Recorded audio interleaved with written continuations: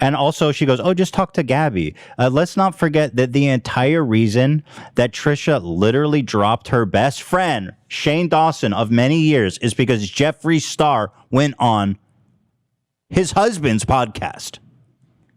And she ended the whole friendship with her best friend of many years just because of that.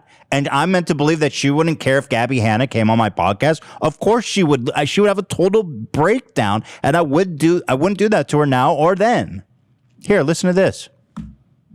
This is a screenshot. Oh no, it's a video. Okay. There's no audio? Alrighty. It's Reddit. It's probably muted in the corner. Yeah, there we go. Okay. God on this podcast like a week ago. I was like, this is an evil person. And what they said to me is like, yeah, we have to slowly distance ourselves and all this stuff like that. And they're like promoting him still. Like, and like Shane, my best friend, should at least maybe not associate with him publicly. Like, if you need to get that check from your palate, fine. But this is a person that like was like literally like I was like suicidal over, and he knew about this, and he's like promoting him and like defending him and like publicly having him on the podcast for views, for your shitty podcast to have 300,000 views. You couldn't. I told him the podcast thing was a big issue for me a lot. Take the fucking dumb podcast down. It had 200,000 views at the time. That was so triggering to me, and I kept saying that, and he just kept brushing by. Like, when you know he's an awful person, he's vile. You told me. He's told you that he thinks he's vile. Yeah, and then to see him on the podcast, and the least he could have done is like, you know what, let's just delete that podcast. It's still up. It's like.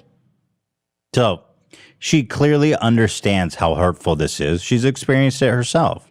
She's ended the friendship with her best friend of many years because of the same thing she did to me. So she clearly knows how hurtful it is.